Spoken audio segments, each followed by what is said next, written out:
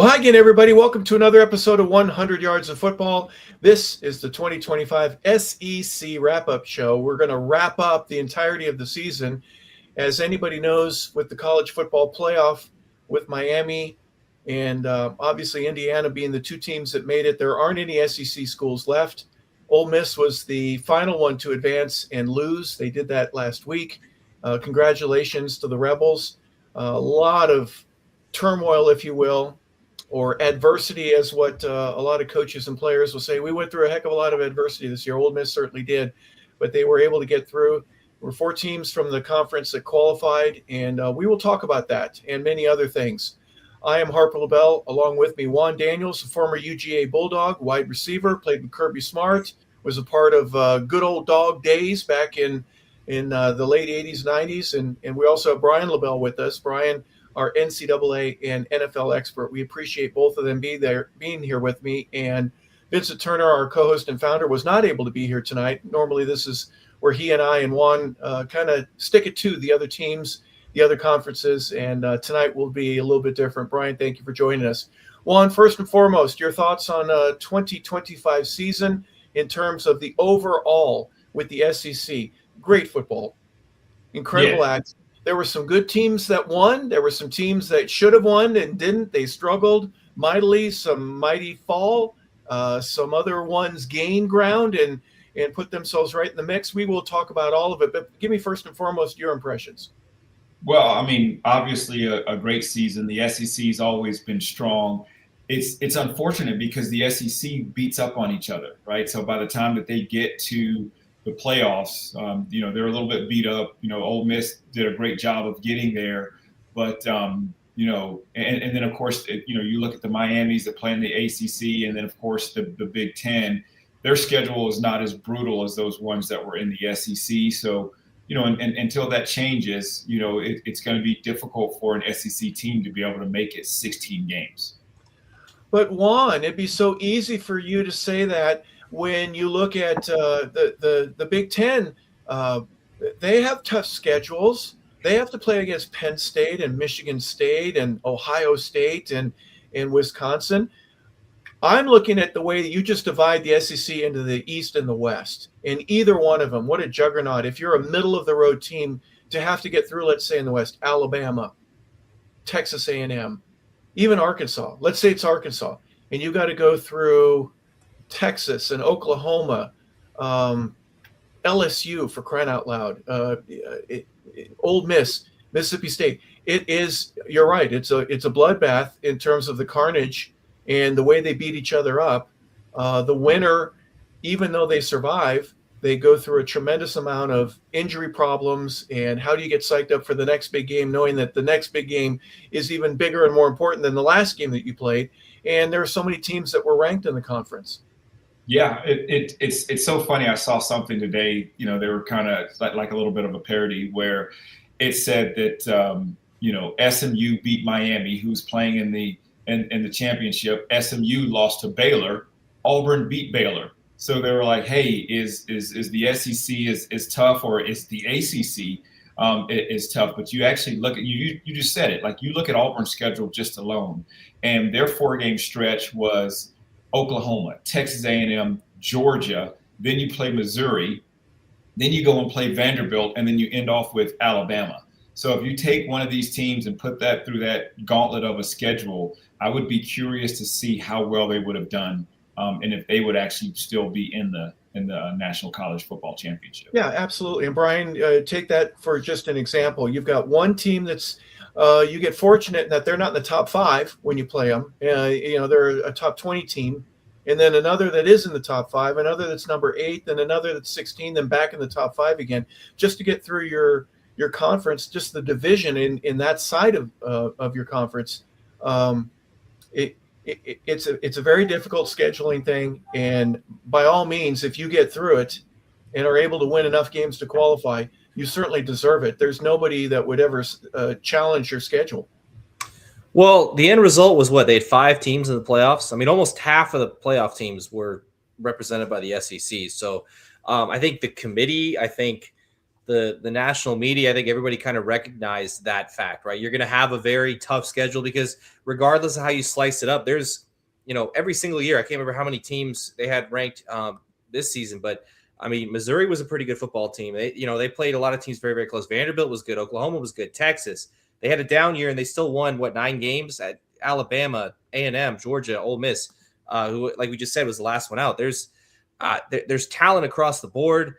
There's teams that are going to kind of cannibalize themselves. And then, a couple of them, they had to face off again in the first round of the playoffs. So it's like, you don't get to escape it, regardless if your mission is to make the playoff. And as soon as you get there, you still got to go up against this SEC gauntlet a little bit more.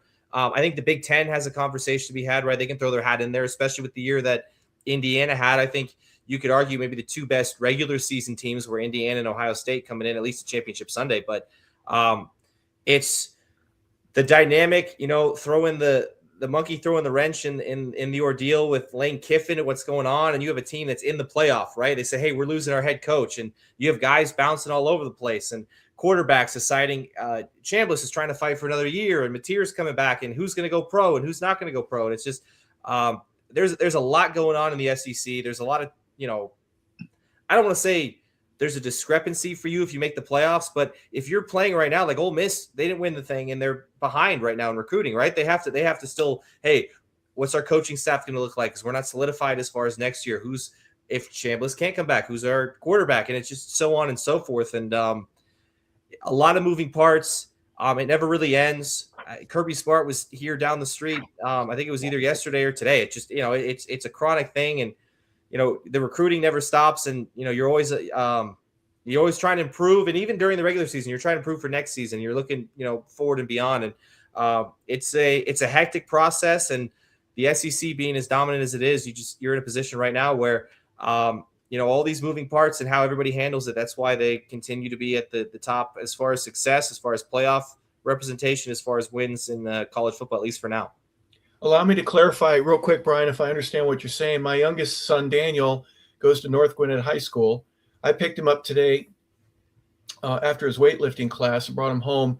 And first thing he says when he gets in the car, he says, Kirby Smart flew a helicopter and it landed right helicopter. Yep. Yeah. And what?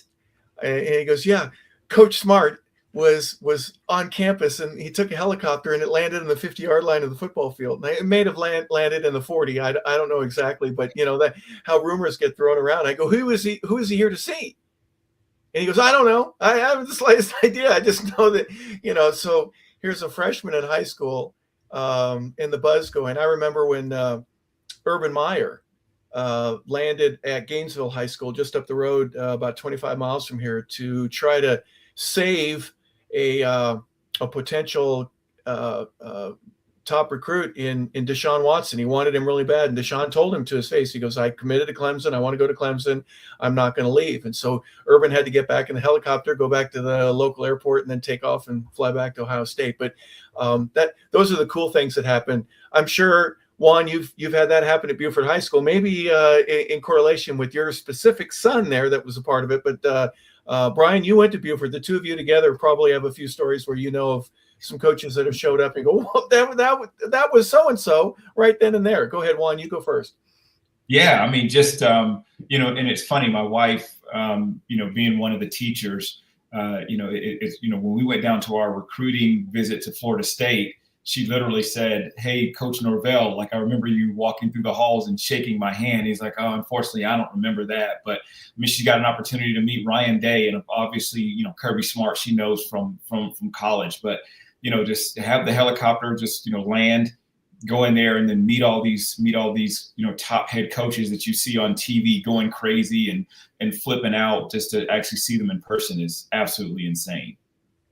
Yeah, and some of them, they're not as big as you thought they were. Or like Ed Orgeron, you realize that this guy's a big dude. He's just a big dude. Brian, did you have any at Buford when you were there? Yeah, we had the Kirby copter land a couple times. That's in the state of Georgia. If you're around, that's what you nicknamed it. They dubbed it the Kirby copter because he's like, hey, I can get from Athens to where I need to be in 30, 45 minutes. Let's go ahead and get this thing done. Shake some hands, turn some heads. I think it kind of helps with the awe factor too, right? Some kids sitting in, his fourth period algebra class, he looks out and hey, Kirby Smart, he's here to see me, by the way. So that's kind of a big deal. I think the nuances of that, I think it adds to it, but it's it's part of the game. It's part of recruiting. It's been that way for a while. Obviously, it's more modern. There's more communication, social media. Obviously, guys are committing that way, and keeping fans informed, because you got fans following kids in their sophomore and junior years of high school. If they're good enough, they've already committed. So it's like I said, it's a 24/7, 365-day a year process, right? I'm sure these coaches have to make calls on Christmas night, right before they go to bed, making sure a lot of these kids, hey, how was your meal, blah blah, whatever. I saw maybe you're thinking about decommitting. Let's go ahead and talk again in the morning. But it's part of the grind. It's part of the process, and it's part of what makes everything so fun. It's the different levels, and it's everything's connected in the football world. And, it's pretty cool to witness and be a part of sometimes. It absolutely is. And the recruiting process itself has changed dramatically. Juan, as you know, you've been on the phone specifically on behalf of your son, and the negotiations going on that with an agent, with other sometimes attorneys or representation that some players have. Sometimes it's just a parent or an uncle or an aunt or somebody who is really responsible. It has really changed over the years, especially with that December 1st recruiting class that you can sign. The traditional way, Juan, I'm not sure about you, but I know back in my day, it was the first Wednesday in February. And that's when everybody donned their multiple hats and they go, this is where I'm going.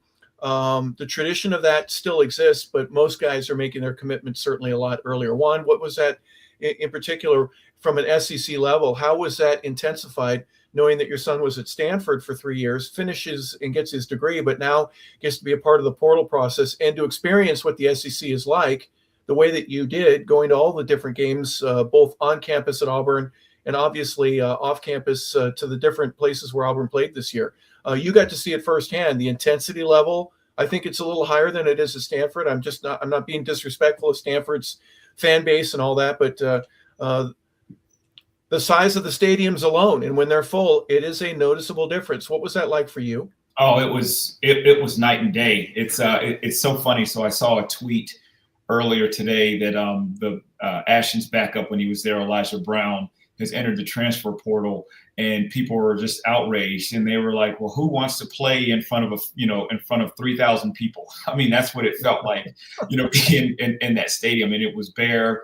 It was just not necessarily like college football. Then you come over to the SEC and you go to these stadiums, going to Texas A&M with 100,000 fans going crazy, or just being in Jordan-Hare watching the Eagle fly around, and it just being absolutely electric.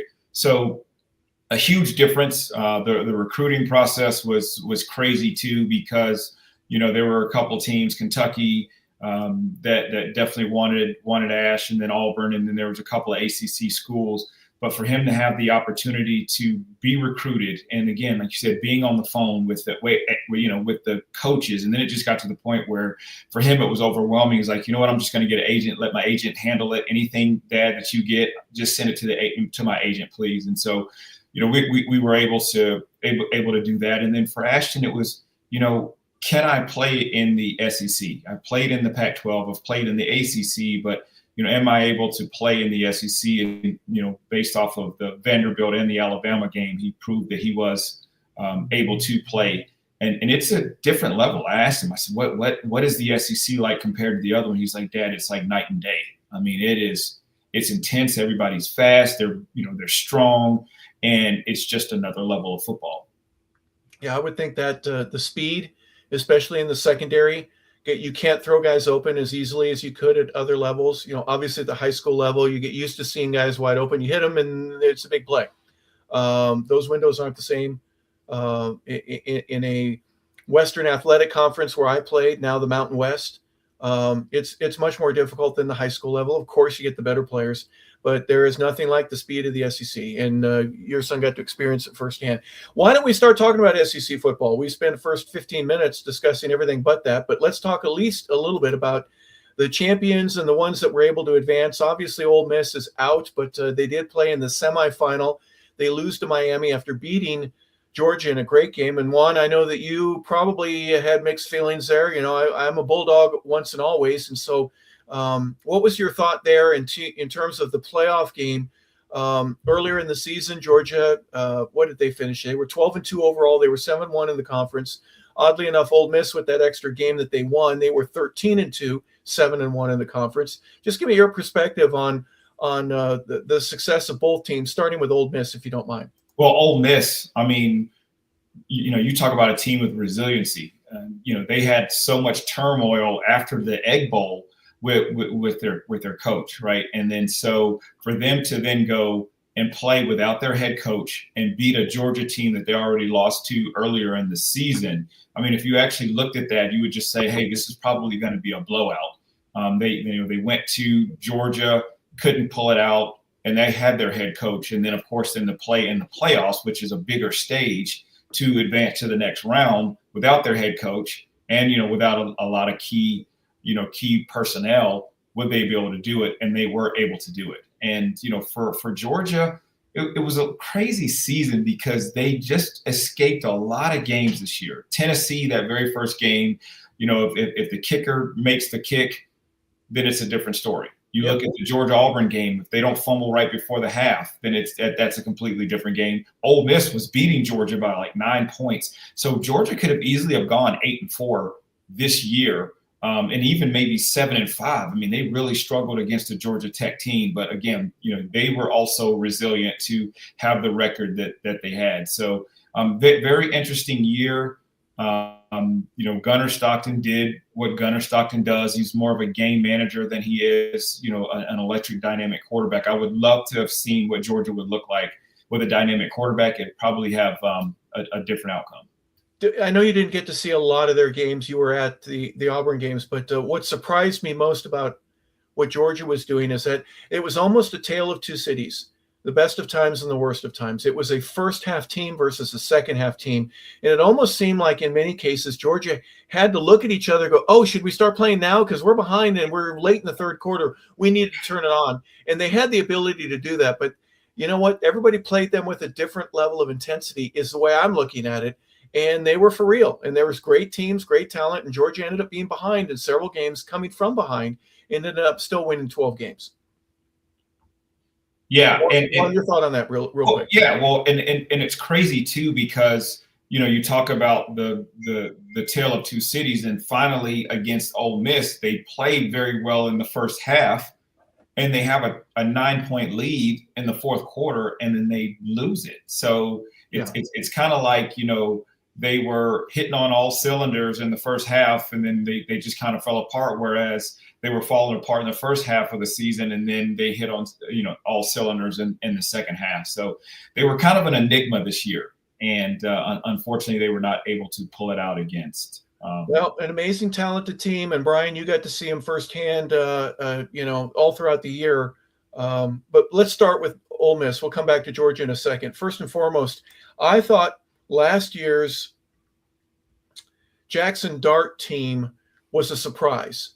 I wasn't as surprised, knowing full well that they had the talent, the wide receivers, the team speed. I wasn't sure about their defense. I got to see them at the beginning of the year, and they've got some players. They've got a bunch of ballers, but they don't have as many as what Alabama has or what LSU has.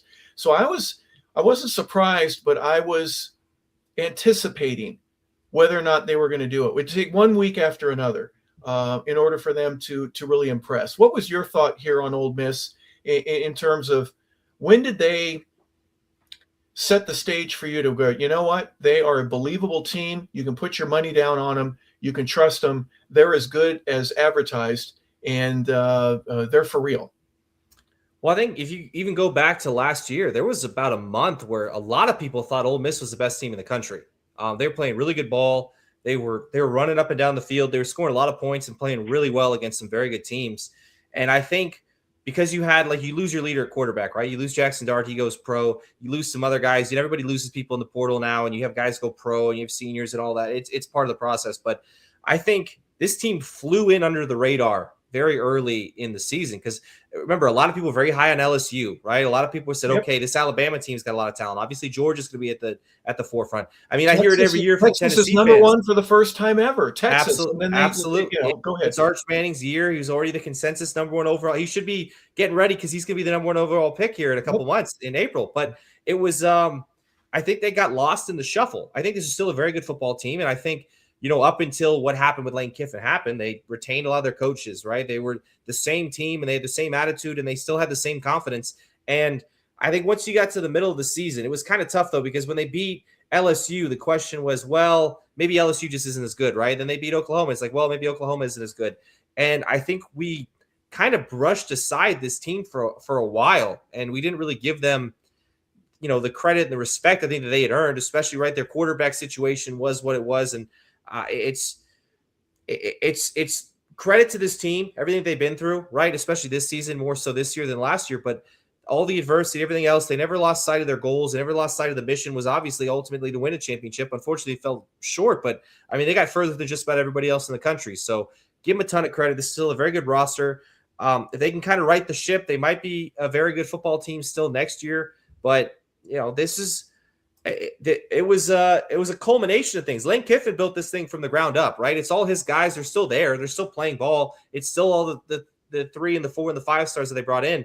But it's just, I think the story here is that they flew under the radar, and I think when everybody kind of woke up and blinked a few times and said, "Whoa, hey, wait a second, the Rebels are still here. They only have one loss. They're in the playoff.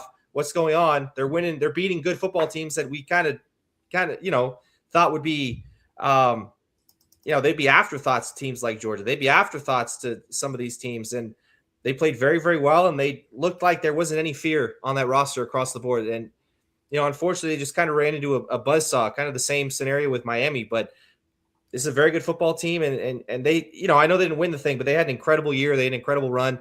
And everybody there, I'm sure, smile on your face when you look back at this year, because it was a pretty good one, and it almost ended up almost a magical Cinderella type story for them.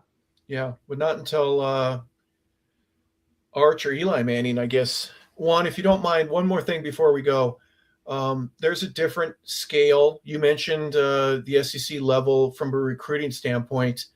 I'll be candid. I think that Texas, Georgia, LSU, A&M, Alabama, certainly, they're at the elite level. There isn't anything that money can't buy. If you go to that school, if they want a kid, they're going to get him. Ole Miss has kind of had to work its way into that. It's a second or an afterthought for many people to go there. There used to be, what was his name? There was a kid from Grayson High School that went there, and they were going, it must have been Robert Kimdichie. It must have been the briefcase full of money that got him there. Well, his brother was already there, so there was a different tie-in for Robert. Yeah, maybe he did get 2 or 3 briefcases. I'm teasing when I say that, and I'm not trying to be disrespectful to him or his reasons for going there, but it wasn't the number one school. But what Lane Kiffin was able to do, and not just Lane, his assistant coaches, because they're the one. Lane is just the guy that shakes the hand with the guy at the. So what? Are you okay? Everything all right here? Did you have a nice recruiting trip? Okay, good. Just go visit this coach over there, and you're going to sign up. Okay, coach, you're right. I want to. He's the closer of the deal. Everyone else has to put the deal together. So, Juan, just give me your perspective in terms of what Ole Miss has done to not only catch up, but to surpass the Kentuckys and the Floridas and even the Auburns and maybe the Missouris of the world, and go, we are going to get these number 1 5-star kids, the number 1 player that we're going to go after. We're going to get him. Yeah, I mean, look at it. Ed Orgeron was there and had some success. But then you bring a Lane Kiffin in there just to basically say, hey, if you get the right coach, we get the right players, we can make big things happen. And so for Ole Miss now to, go further than any other SEC team in this college football playoff basically says, hey, you can come to Ole Miss and you can win. And then, of course, too, with Pete Golden there now, just to say, hey, yeah, it was Lane Kiffin. It was a lot of his players, but we can take and do just as well without Lane Kiffin, and we can make this thing happen. So come to Ole Miss. Come and be a part of something special, because how great would that be to win your first, national championship and you be a part of history and be a part of that team. So that's a very attractive place right now is, Ole Miss. Yeah, in Oxford, it's a clean campus. I don't know what the academic standards are like, but that there are reasons to rethink whether or not that was the place that would be right for you, especially if you're recruiting a kid that may be Alabama or LSU bound, and go, how many 5 stars do you have to play above in order to get on the field. There won't be as many here. We'll put you on the field quicker. Is there a portion of that, Juan, that you think is true in terms of the message that you send to the kid and give him a belief that, you'll be on the field a little bit quicker at the highest level when you come to my school as opposed to going to another one? Oh, 100%. And also, you're coming in as a freshman and they're going to build this program around you. So you're going to be a part of that class that's going to say, hey, we started something special. But you're also going to attract those kids that wanted to go to the Alabamas and Georgias and didn't get an opportunity. So they're, the very thing that they're thinking is I want to go and beat this school that didn't even give me an opportunity to play against them. Oh, yeah, and get a chance to play him. Brian, I didn't give you an opportunity we talked Ole Miss, but give me your thoughts here on Georgia. If we're going to go in any specific order, we're not, but, from Ole Miss advancing the furthest and beating Georgia to get there. Georgia obviously earned the bye, and not have to play that first week. And who did Ole Miss play? Tulane. They played Tulane, and then they played Georgia. Give me your thoughts here on the Bulldogs. Well, I think a lot of Bulldogs fans will tell you this feels like a down year for them, right? It feels kind of unsuccessful, feels kind of ho-hum. It doesn't feel like, obviously, you're not competing for a national championship. You didn't go very far in the playoffs, but the level of success they reached this year, a lot of coaches, a lot of teams would kill for right now, right? It's just to be able to say, hey, lose one game during the regular season, get to have a bye in the playoffs, and I know you lose, but you lose to a very good football team, a conference opponent who you've dueled with in the, it's hard to beat a team twice in the same year, right? It's very difficult to do. In the NFL, you see that more so because you have 2 games each with your division. Collegially now we're seeing it more because of the playoff, right? Because you're seeing an influx of the same conferences are sending the same teams, and good teams are going to find a way to get in the playoffs. So it's tough to do. So it's a bad loss, but I mean, this is still a heck of a year for the Bulldogs. It's a very good year, a lot of wins. I think they lost a lot of guys in the draft as well, right? You lose a lot of guys that go pro, and you got to retool and you got to replenish. But, sometimes that means you're not going to be the best team in the country for, this stretch, right? You can come back and maybe your guy's a little hungrier next year. But Kirby's got the reputation he has for a reason, right? Georgia wins a lot of football games. And, I think they're maybe sneaking another national championship away from kind of getting that same conversation of Saban and Alabama during, their reign of terror, when they were ripping off 10, 11, 12 wins every single year in that SEC. Yeah, it's amazing. And Juan, obviously, from a firsthand basis, being there, what the campus is like, what the level of play is like, what the student body is like in terms of just, hey, man, get a pat on the shoulder from some kid that's just saying, you're really good. I watched you play. You're amazing. Though there's a party next Thursday. You can come if you like to. And I'm teasing. There's different ways that kids do that, but just the reaction overall. What consistency Kirby has had. Dabo and Clemson kind of struggled this year and really fell off the table in terms of national rankings and all that. Kirby's been there the whole time. Yeah, there's just a different level that they expect when you go to Georgia. And one of the biggest quotes that he said that I absolutely love is he just said, "We will not be hunted here at Georgia. Like we do the hunting." And so it's a mindset. And so you're going to get a lot of those blue collar kids that are going to come in there. I mean, if you look at Georgia outside of, when they had Beck and then of course Gunner, the quarterbacks are the face of the program, you don't really have any superstars. You just have blue collar guys that come there to work. They grab their lunch pail and they just go in there and they battle each and every day. And then of course, the other quote that Kirby said is the practices are hard, so the games are easier. And I mean, you see that each and every Saturday where they're going, and even if they look like they're down, there's no stress, there's no panic. They just go and then they just do what Georgia Bulldogs do, and they just come out there and they win. It's almost like a movie. You're watching a movie, of this team being down, and of course, and they just come back at the end, and everybody's jumping up and down, being excited. But the campus again, the expectation is success, and since Kirby has been there, they've completely changed the mindset of what UGA has been in the past years. Yeah, and Mark Richt, would get ridiculed just relentlessly for losing to Clemson or South Carolina, Tennessee, maybe early on in the year. And it's there we go, it's all over. That's it. The season's done. We've got our one loss, and we're not going to, we're going to go to the Outback Bowl or something like that. With the playoff the way that it is right now, it's amazing. So Georgia and Ole Miss, who we've discussed, both 7-1 in the conference. Two other teams that end up going 7-1. And Brian, we'll start with you. Are you surprised, if you're an Aggie, at how well Texas A&M did this year, undefeated going into the last game of the season? They end up losing to Texas and then losing the following week in the first round of the playoff to Miami, 10-3. My goodness, an amazing season, but boy, it ended on two really abrupt. I was going to say bumps in the road, but this is a wall. They hit two walls in Texas and in Miami, and the next thing you know, it's all over. Well, I will say this: as long as the NIL era is here, Texas A&M is going to be just fine, right? All that oil money is going to make sure that they keep a fresh crop of players coming in each and every year, right? It's going to be. I'll say this: Texas A&M is probably one of the teams where their fan base was pining for the NIL, right? Because they knew the teams that have money, they're going to win, right? Just because you're going to bring in players. Maybe you can't buy a championship, but you have an opportunity to bring in talent, especially with guys transferring in and out of the portal. You can go get who you want. You're going to be able to outbid the Auburns. You're going to be able to outbid the Ole Misses, like we talked earlier, right? They may not have as much money.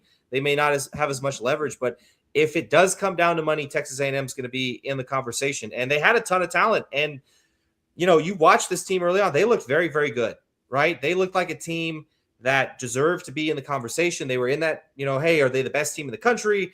Do we need to send Pat McAfee out there a little bit more, right, on campus? Because, these guys are going to be for real. And we feel like we might be seeing more of them, come January. But unfortunately, they fell a little bit short. And I will say this, my kind of wake-up call on this team was the first half against South Carolina. I know the second half they came out and they played really, really well. They're able to escape with a win.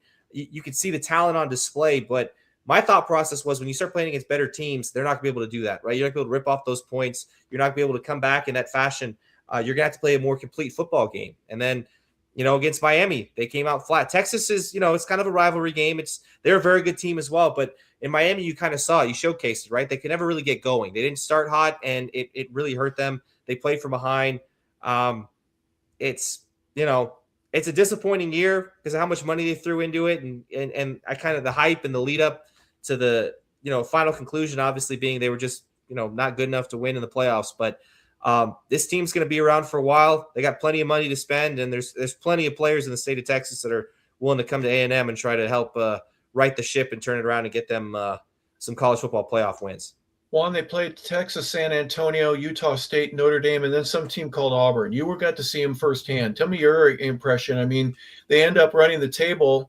What were they, 11-0 when they played Samford, and they beat them 48-0. Then Texas comes into town, and or they go to Texas, excuse me. They go to Austin. But your perspective on seeing them in person, were they as advertised? Fast on defense, great tacklers, can cover, get to the quarterback. Offensively, what were they? They had they averaged 33 points a game. That was 21st in the country. They gave up 21 points a game. That was 36. So really not in the hierarchy. They weren't in the top 10 in any category specifically, but still a great team. Yeah, defensively, they were really, really good. They flew around the ball. And then, of course, offensively, Marcel Reed he did a fantastic job, and he did mostly with his legs, did a great job of passing. They had Concepcion is one of their receivers. Craver was the other one, and they used those well, did a great job running the football. And so they were a complete team. But to Brian's point, they showed some chinks in the armor when they played South Carolina. I mean, to be down 30-3 at the half, it was kind of shocking. And, you're saying, hey, maybe this team is not, a super team. They were able to come back and win. That's because, obviously South Carolina couldn't put it together. But then, coming to that Texas game, I said, man, this is going to be a tough game. And a rivalry game. I don't know if they're going to come out, and win this game, and they didn't. And then, of course, too, to struggle as bad as they did against Miami at home in front of, over 100,000 fans. That was tough. So they to Brian's point, they ran into like two buzzsaws like back to back. Yeah, very interesting year. I think from a competitive standpoint, they'll be up where they need to be again next year. I'm not breaking down that roster yet. I just know that the portal and everything can change. But as Brian said, the recruiting money is there to be competitive, and A&M has done a great job all throughout. If you don't mind, guys, I'll go with you again, Juan. Let's obviously talk about a sore subject for any for any Auburn fan is talking about Bama, but they're the next team of the four that finished 7-1 in the conference. And because of having to play in the conference championship and all that, they end up playing a total of 15 games this season. They were 11-4 overall. They lose to Florida State to begin it. They lose to Indiana to end it. But can Alabama feel like this was a great year with 4 losses? Is that something that a Crimson Tide fan over the past 20 years can feel comfortable with, even though Kalen DeBoer, this is his second season, and he really doesn't have all his guys in place yet? What's your thought here, Juan? I think this is very disappointing for Alabama. They had such high hopes. Ty Simpson's going to be your leader. They, just came off of, just barely missing the playoffs the year before. Very upset about that, but thought they had some, consistency at the quarterback play with Ty Simpson, the running back with Jam Miller, and Ryan Williams coming in, for his sophomore year. They bring in Jeremy Bernard. So they just had high hopes, great defense, and then for them to lose that first game, everybody was kind of calling for DeBoer's head. They rip off a good string of good wins, big time win at Georgia to end their winning streak. Yep. And then, just at the end, they just kind of fell apart. I mean, they got absolutely just blasted in the SEC championship. And then for them to get destroyed by by Indiana, not even score a single touchdown, that was a really, really bad look. So no matter how high the highs were with Alabama, that loss right there, back-to-back losses, and back-to-back beatdowns is basically what that was. The Alabama fans were red hot. Yeah, absolutely. Brian, they start the year with a loss against Florida State. They win 8 in a row, including Georgia, Vanderbilt, Missouri, Tennessee. They beat South Carolina. They beat LSU. There's a rivalry there. LSU wasn't quite the same. They didn't blow anybody out in that particular group of wins. They lose to Oklahoma. Then they lose to Georgia in the SEC championship game. They beat Oklahoma in the playoff and then lose to Indiana the way they did. They can't run the ball. That was the problem, at least in my opinion, at least not the way Alabama is supposed to. They ended up 125th. Yeah. 125th. Yeah. The defense was in the top 20. Offense was 53rd in terms of scoring, but they averaged 104 yards on the ground. And as you said, 125th out of 136 teams. That's just not acceptable if you say roll Tide every time you greet somebody. The Alabama's had a plethora of good players, right? You can talk about the quarterbacks, talk about Tua, right? You can talk about whatever you want to say about Mac Jones. You can talk about Jalen Hurts. You can talk about all the quarterbacks, the slew of guys that they had, during the Saban era, guys that were, leaders, right? Veterans, playmakers, guys that could do everything.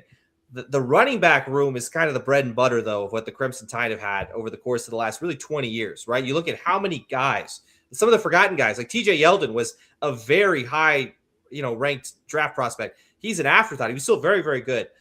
You can talk about Derrick Henry, who's still running, right? You talk about all the Mark Ingrams, the success that they had at the next level. But Alabama's bread and butter for a long time has been, we're going to bully you up front. We're going to run the football. We're going to control the pace of the game.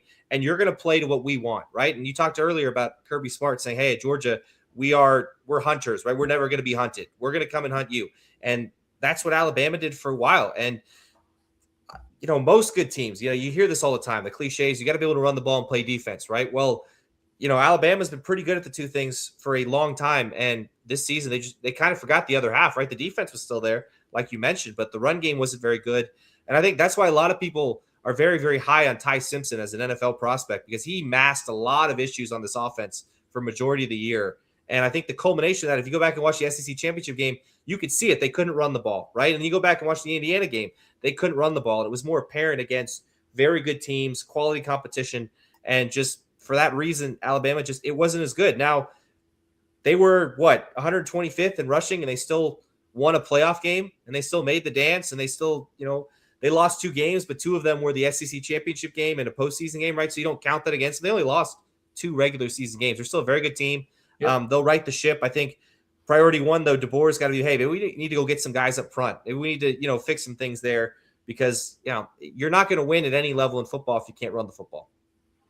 Yeah, and I think the size and the quality and the hard work of the offensive line while Nick was there spoke for itself. The results spoke for themselves. It was one of the hardest working groups. And you know what? There are a lot of guys playing on Sunday that played at the University of Alabama on the offensive line. So it'll be interesting to see how they turn that around.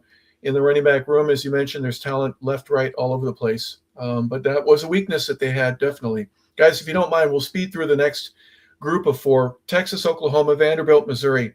For me, every one of them is a very unique story, so I don't want to spend a whole lot of time. Texas starts out as the number 1 team in the country. Oklahoma didn't know if they were going to finish where they did, because last year, 2024, they had one of those down years that Oklahoma never wants to have. Vanderbilt, for me, is the real issue, though. What Vanderbilt came out of nowhere, in my opinion. You've got Diego Prava during the offseason dealing with the NCAA and getting an extra year and really changing. They haven't finalized the decision, but they allowed for him, because he played at a junior college, for that junior college experience to not count against him in terms of his eligibility. He gets another year, and Vanderbilt ends up 10-3. He gets invited to the Heisman. They're 6-2 in the conference. And who would have thought that Vanderbilt, you got to see them play. They're not the most spectacular team that you've ever seen, but it was me and these other 10 guys that I have on the field, and those other 89 guys that are on the sideline. We're going to do everything we can to upset you and give you a bad day. And they did it all but 3 times. I think they had a fantastic year, and I pay homage to them for that. You got to see them first and foremost. Let's get your opinion. Yeah, I mean, they rallied around Clark Lee. They rallied around Diego Pavia.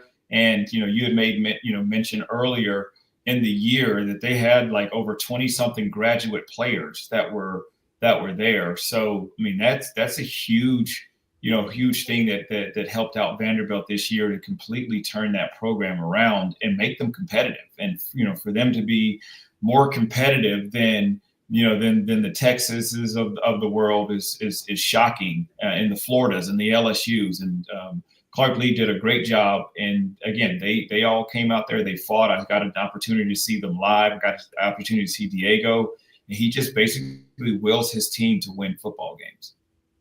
Yeah, it was pretty exciting. Of the 4, Brian, Texas, Oklahoma, Vanderbilt, Missouri, is there any particular standout story for you?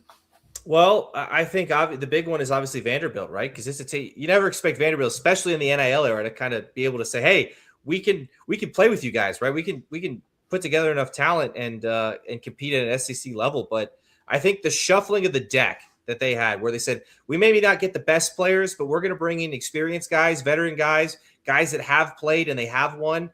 Maybe guys that are afterthoughts in the portal, and we think we can bring them in and they can help us win football games. And it worked, right? It's kind of laid the blueprint for a lot of the teams that don't have the money that Ohio State has. They don't have the money that Texas has to say, hey, we can compete too. You can find ways to win football games. There's players everywhere, right? If you can scout them, if you can find them, you can bring them in. They can help you win football games. So, credit to what they did. And I will say this, I'll mention Oklahoma as well. I know Texas had a little bit of a down year, but it wasn't terrible, right? They kind of righted the ship. And I think next year they're going to be really good. I think Arch Manning, if you watch them play early on, he didn't look 100%. He was kind of struggling, but Venables did a phenomenal job turning the ship around, right? Because last year, there were whispers, right? Coming into the spring game and camp. And then you have early on in the season, like, hey, maybe this guy isn't the answer. Maybe we need to move on.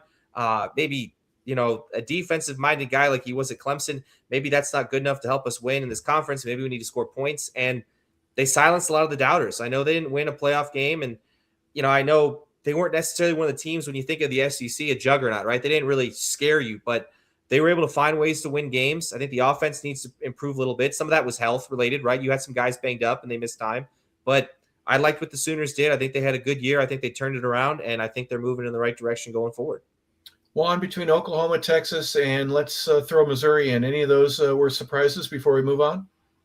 Again, just Texas being number one at the beginning of the year, and then for them to kind of falter a little bit, just the hype. That was just a little bit disappointing for me. But I expect a full turnaround next year. They got Cam Coleman from Auburn, so that's going to be a huge help. And with Arch Manning, if they have a running game, then they're going to be really, really good next year. Tennessee, LSU, Kentucky, Florida. I can take everyone in Kentucky, but and say something. Tennessee was a surprise in that they were up there at the top. They still are. Gosh, their ranking in terms of where they're 6th in passing. They were 51st in rushing. Scoring offense, they were 8th in the country, but scoring defense, they were 28.8 point per game. They were 92nd. So offensively, Tennessee and the Volunteers were as competitive as anybody that's out there. Unfortunately, they weren't able to stop many people. Brian, I'll start with you. Your thoughts here on either Tennessee, LSU. Obviously, that was a debacle and a half. They finally plugged the biggest hole that they had in the dam in getting Kiffin to sign with them. And then Florida was a surprise downer for them. They were 2-6 in the conference. Any of those stand out for you? Well, there were moments in the Georgia game where Tennessee looked like a real formidable team. They looked like, hey, these guys can play. They can score points. The defense actually showed up. They broke at the end, and I think that's the big thing. They didn't play. I don't think they played enough complete football games against the top, no pun intended, dogs in the conference. They didn't do it. I think they need to be a little bit better. They're a missed field goal away from being, hey, maybe we make the playoff, and what if against that Georgia team, right? This team has a ton of talent. I think that's why the buzz around them coming in was, hey, this is our year. Maybe we turn it around. Maybe we beat Georgia. Maybe we can squeak into an SEC championship game and find our way into the playoff. But it's just, if you go back and look at the losses, I think the only really ugly one, obviously you never want to lose to Alabama, right? But the Vanderbilt loss was, to lose by 3 scores to Vanderbilt. Vanderbilt's a good football team. Don't get me wrong. We just talked about them. But, even the offense doesn't really show up in a game you need to win, right? You're probably maybe not a playoff team, but you needed to win that game. You need to put pressure on the committee. You need to say, hey, we can still play. And they just, again, when they needed to make plays and win football games, they couldn't quite do it. So that was, kind of the kicker as far as Tennessee. And I'm not a huge Brian Kelly guy, but man, LSU, the Lane Kiffin, the saga, and them finally able to reel him away from Ole Miss, that really masked a bad couple of years with some bad losses, right? They lost their opener to, SC last year. They finally kind of get the monkey off their back and they beat Clemson, but then they just reeled off some bad losses, and it kind of snowballed, and it was just, one bad thing after another. And, it ends up where they don't win a lot of games. They're not very competitive. And fortunately for them, they're able to throw a lot of money at Lane Kiffin and lure him into the job. But man, this, if not for that, this LSU team, we'd be having a much different conversation about them going into next year. They were 4-0, Juan. They lose to Ole Miss in week 5 in Oxford. They beat South Carolina, and then they go on the juggernaut, if you will. They lose to Vanderbilt. They lose to Texas A&M. They lose to Alabama. They beat Arkansas and Western Kentucky. Then they lose to Oklahoma. That's just not acceptable if you're a Tiger fan. And this year they just didn't have the right numbers. Will Lane Kiffin be able to quickly turn this around for them and get them right back where they need to be? Oh, absolutely. He's already got his guy, Sam Levitt. And, with Sam Levitt coming in comes these receivers, and he's an offensive genius. So he's going to have those people that are going to come in there and bring those guys in the portal, or, they may have some people that are going to already be developed. And the other good thing is LSU is historically known for having a great defense. And so if you've got those defensive players that are there, you add Lane Kiffin's offense to a great defense, they're going to completely turn that around. And last year was very disappointing. You had a guy, Garrett Nussmeier, who they were thinking that he was probably going to go first round, big time quarterback, and then just it just did not pan out. And for them to be so bad offensively, I actually called a couple of upset specials just because I just didn't feel like offensively they were going to be able to score enough points. They were 63rd in passing, Brian, 104 per game on the ground. That was 126. That's almost Alabama-like. It's just feeble. They were 101st in terms of scoring. 23 points a game just wasn't enough for them. 19.8 They were 23rd in terms of defense, and I agree. Their secondary, their linebackers, especially the speed that transfers over into the NFL, and having one or two guys that can get to the quarterback. LSU, it seems like they've always had somebody that could play at that level. What about Florida, real quick? Any thoughts them on the Gators? And they're 4-8. They were 2-6 in the conference. Anything before we move on regarding the Gators? I don't think expectations were very high in the Swamp this year, right? I just think it was a lot of losing, a lot of underachieving, right? I think you got some talent. I think maybe underutilized a little bit, but I think they lost. No, I'm sorry, they beat Florida State. They almost lost the Florida Gauntlet, right? They lose to South Florida, they lose to Miami, and they ultimately beat Florida State, but not a lot of good wins, not a lot of quality wins for this team, right? They've competed, but it's just a lot like what Tennessee did this year. They kind of fall apart at the end, right? They kind of trip at the finish line. They're unable to kind of finish the drill and compete against these teams like Georgia and Alabama. And they have money. They have, the NIL isn't a problem for them. So the coaching situation, getting that right is a big deal. Making sure you have the right guy in-house, making sure you have the right attitude. I think, I'm not too shocked with the outcome, but, it's far from, the Florida teams we were used to seeing 5, 10, 12, 15 years ago, right? It's not the same oomph, and they got to right the ship. They got to add some, some hype. They got to add some talent. They got to have an infuse of, a different mindset, a different mentality as far as Gator football going forward. Juan, they beat Long Island. They were 1-0, and then stuff started hitting the fan. They lose to South Florida, and then in order, they play LSU, Miami, Texas, and then Texas A&M. Each of those teams was in the top 10. The lowest rank was Texas at number 9. They played LSU that were number 3 in the country that time. Miami was 4th, and A&M was 5th. They get a break and beat Mississippi State. Then they got Georgia. They lose to both them and Kentucky. Ole Miss was ranked number 7, and Tennessee was ranked. You've got to be kidding me if you told me. We began this show talking about the cannibalism of the Southwest Conference. And, boy, if you're not ready, and if you're the University of Florida and you're going to play 8 ranked teams and the lowest one is the 20th ranked, and how many of them are in the top 10, top 5, 6 of them? It's unreal how difficult their schedule was. Well, and those games that they lost are excusable, like the ones that are in the top. What was inexcusable was the Kentucky loss. So you go one week and you lose to Georgia by 4 with an opportunity to actually on that last drive go and win that football game. Yep. And then you go and just get blown out by Kentucky that next week. That was, I guess, the straw that broke the camel's back. And I think Kentucky was responsible for a couple of head coaches getting fired this year. But, but for Florida to then again play those games close and then go and get blown out by Kentucky, that's just inexcusable. Well, the last 4 that we'll talk about: Auburn, South Carolina, Mississippi State, and Arkansas. Arkansas is kind of interesting. They finished last. They didn't win a single game. They were 30th in passing, 28th in rushing. They were 25th in scoring, but they were 129th in defense. They gave up 33 points a game. So Arkansas and the Petrino, whatever you want to call it, the offense that he puts together, there was some productivity out of that, but they couldn't stop anybody, right? The 3 of us with only 3 would have probably scored 45 points if we were playing against Arkansas. And I'm being a little disrespectful there. I probably shouldn't, but I'm just saying, and that's Vincent's team, right? That's where he went. So I know that the tough times there, but before we get to Arkansas, I want to talk a little bit about Auburn's situation and how close some of those games were. You mentioned just a few moments ago, you go into the last series of the ball game, the last touch, you've got a chance to win the ball game. You don't do it enough to where you end up with 7 losses on the year. Yeah, I mean, there was 4. We start out 3-0.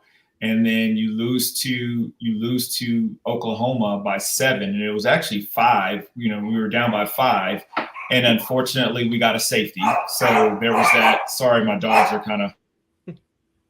They're saying, yeah, we should have won that game. I was watching that with you. Exactly. Hold on one second. Yeah. So, but we and so you lose by 5, but again, with an opportunity to go drive down and win. Same thing with Texas A&M. I mean, we're down by 6 points, and we have the ball back with 2 minutes left and a timeout, and can't finish it. And then we go into overtime with Missouri, and even in Georgia, we're up 10-0 with an opportunity to go up 17-0 right before the half, and then just kind of fall apart. So offensively, pretty inept. And you talk about how bad Arkansas was defensively, and yet offensively we could only manage 5 field goals in the second half. So you put a really bad defense with a really bad offense, and then the most that you can get is 15 points. And so again, Auburn just the struggles, just can't pull out the close games. Same thing with Vanderbilt. Vanderbilt goes into overtime. Same thing with Alabama, going down at the end of the game, trying to tie the game up, and then you fumble. So it's almost like it just keeps getting worse and worse, and you end up being 5-7. But they had such high hopes at the beginning of the season. 3-0, and then you lose to number 11 Oklahoma, number 9 A&M, and again A&M kept moving up the chart, up until that Texas game. They went from, just inside the top 25 to where they end up being number 1. Georgia and Missouri all back to back. Every one of those teams is a top 15 team. Vanderbilt later on in the year, Alabama, of course, to finish it off. You had Mercer in there, but that, come on, that's the money game. Another tough schedule. 6 of your 12 opponents are ranked inside the top 20. Yeah, I mean, again, just a gauntlet, and to be so close in all of those games. But close just doesn't get it, right? Close just it doesn't get it done. And nope. and again, players. Again, the difference is UGA finishes all of those games, and that's the difference between a head coach. That's the difference between the culture, and that's just the difference between winning football games. Is again, it's almost like a movie, and yet Auburn was on the other side of the movie where they have these opportunities and everybody's excited and it's intense, and then of course you're just like, oh, well, here we go again. So they had a coaching change, so maybe that culture and maybe that mindset completely changes for Auburn. Yep, Auburn didn't get the girl at the end, and they didn't get the happily ever after with that. Auburn, Mississippi State, South Carolina, Arkansas. Any standouts for you, Brian? Well, I will say this. The way Auburn and Arkansas both lost, they were in a lot of those games. They're right there. They're losing by, 10 points or less the majority of the time. It's just they couldn't – and like Juan said, it's just finding a way to win the games, right? There's a lot of times where you may not play better than the other team, but if you can find a way to squeak out a win, those are where the really good teams, kind of emerge. Where we're not going to play our best. They may have more yards than us across the board, but – we're still going to find a way at the end of, the 60 minutes to have more points than them. And it was kind of the opposite for Arkansas and Auburn, but it's just, you go back and watch the Georgia game. You go back and watch some of Arkansas's games against some of the ranked opponents. They're right there. They're losing by 3 points, by 6 points, by 10 points. They're close games. They couldn't find a way to pull it out. And that was kind of the story, for the majority of the bottom feeders in the SEC this year. It's not like they were getting blown out every week, right? They were close games. They're fighting. You're seeing, on the ticker, if you're watching ESPN, you're seeing an upset alert. Like, hey, Arkansas is playing with these guys. Auburn's playing with these guys. It's a game with 3 minutes left in the third quarter, and it's just there's a turnover or a missed field goal or a penalty or just, what I mean? Just those drive killers, just those game killers, the crucial things that the teams like Georgia, the teams like Oklahoma, the teams like Ole Miss this year, they just didn't have.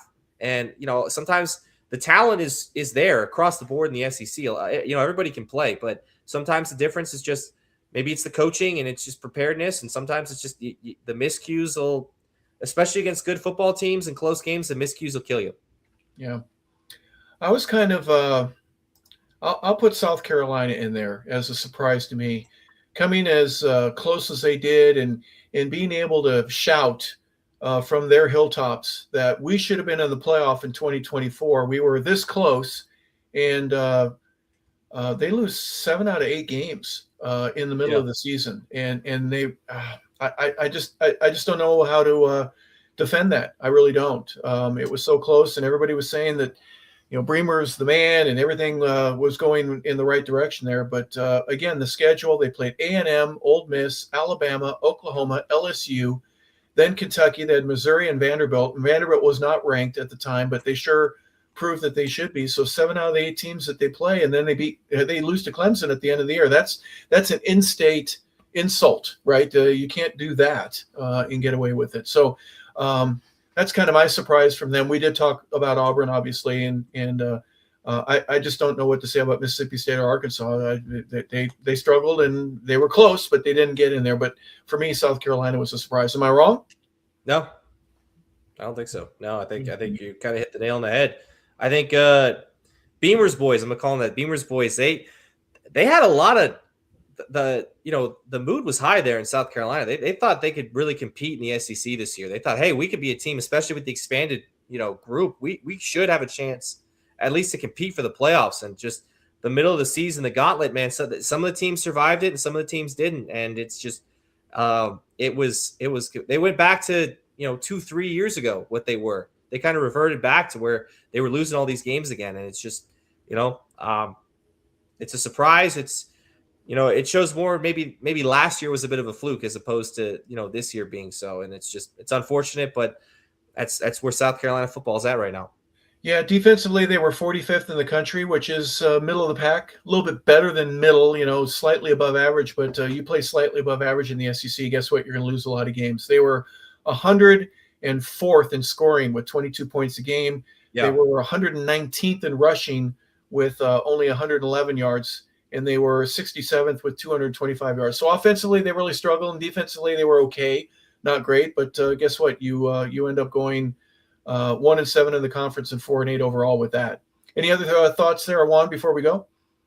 No, I mean, just to get, the shocker too, Mississippi State, I think they started out 4-0 and then then the bottom just kind of fell out. So, a lot of hype, a lot of excitement. And then of course, now you're like, well, that's why they're Mississippi State. They lose in order: Tennessee, A&M, Florida, and Texas. They beat Arkansas. Then they lose to Georgia, Missouri, and Ole Miss. Again, every one of those games that they had to play, when it counted, they were all ranked, and they end up losing all of them except that one in Arkansas right there. So losers of 7 of their last 8. And after going 4-0, and hey, we got a chance to go to a bowl game. No, you don't. No, you couldn't win that second of that last 8 ball games. A tough season for them, Mississippi State. Before we go, thoughts about next year. I know that you have moved on. ACC centric is what you're going to be, Juan, for obvious reasons. But is there any team, again, the portal, transfers, you've got recruits coming in, juniors that are going to leave early. Who's your early favorites in terms of one? I'm sure Georgia will be one of them, but is there any of the other schools that you expect to see a little bit of a turnaround, or someone that will keep pace and lead the way next year? Yeah, I say LSU. I think LSU is going to be that team based off of what Lane Kiffin is going to be able to do in the even though today was the last day of the portal, as long as you enter your name in, you're still going to be able to do that. But what he's going to be able to do offensively, what that defense has done historically, I think that they're going to really make some noise and duplicate the success that he had at Ole Miss, but with better players and better facilities and just better everything around him. It's going to be tough. Yeah, I think instead of 2 or 3 4 and 5 stars, he's going to have 6. You just name the position, right? People will stand in line to go to LSU, to be a part of Death Valley, and to have Lane Kiffin be the coach. If you got Ed Orgeron able to do it and have one of the best classes of college football history, their offense was absolutely stunning in 2019 when they won that national championship. Brian, first and foremost, I'm sorry I interrupted you. You go right ahead. What are your thoughts here in terms of what you anticipate for next season? Well, I think that the theme, depending on what happens with Ole Miss and Chambliss, quarterbacks are coming back to school. A lot of guys are coming back, so you're going to have a lot of veteran leadership at the position across the board, not just in the SEC, but kind of in college football as a whole. And I think it might be a theme. It might be the new trend. If guys, listen, if you're going to make $7.5 million to come back, and you're going to have a good time, you only got 2 classes left anyways to get your degree. Why not? Right? It's it's a chance to maybe earn a little bit more money before you got to go pro and get that signing bonus. And maybe, you didn't have the best tape this year and you're trying to bump up your draft stock. But, guys coming back, especially quarterbacks that might be touted as first or second round picks, that was almost unheard of, right? You go back 5-10 years ago, guys never did that. If you go pro and you get that first contract and have a chance to, Joey Clinkscales on our other show, he mentioned all the time, get to free agency a year earlier, right? Maybe chase that second contract. But guys are coming back. The money's different now. And it's a different landscape for college football. And I think in the grand scheme of things, it's going to help the sport a lot because you're going to see a lot cleaner quarterback play. You're going to see a lot better quarterback play. And I think that the product is going to be more refined top to bottom. And I'm really looking forward to next season because I think there's going to be a lot of teams that might be able to surprise the people simply from the fact that their leader, the guy behind center, is going to be a little bit more experienced, maybe not better, maybe not talent wise, but definitely more experienced than some of these younger guys coming in that, might be getting a lot of hype with their talent. Juan, Brian breaks up a very interesting point. You obviously know $2.5, maybe $3.5 million a year. That was your price, wasn't it, back in the day at the University of Georgia? So I'm not playing for a 12-pack of root beer. They had me. Yeah. Oh my goodness. Yeah, $5 or $6 million. That means that the long snapper doesn't get anything. I know how that works. Nothing for the long snapper, but the quarterback gets $6 million. Well, folks, we really appreciate you being a part of the show here tonight. This has been the 2025 wrap-up show for the SEC. What a great conference. What a tremendous output that they had with the number of teams that made it into the playoff and the ones that were just this close and only had just a little bit more room. They might have made it, but certainly some great stories, and we wanted to go over as many of those as we could here tonight in the last show of the SEC for the 2025 season. We will come back again, obviously in the summer, and have an SEC preview for what will be happening here for the 2026 season. And Juan, of course, will be covering the ACC now. Florida State is his place. It's his new home. And so he'll be talking about the Seminoles verbatim. But for Vincent Turner, who is not with us here tonight, or his replacement, obviously Brian LeBel. Thank you, Brian, for filling in. And for Juan Daniels, the former University of Georgia Bulldawg, I'm Harper LeBel saying thank you for tuning in, everybody. We really appreciate you tuning in to 100 Yards of Football. This has been the 2026 SEC Wrap-Up Show.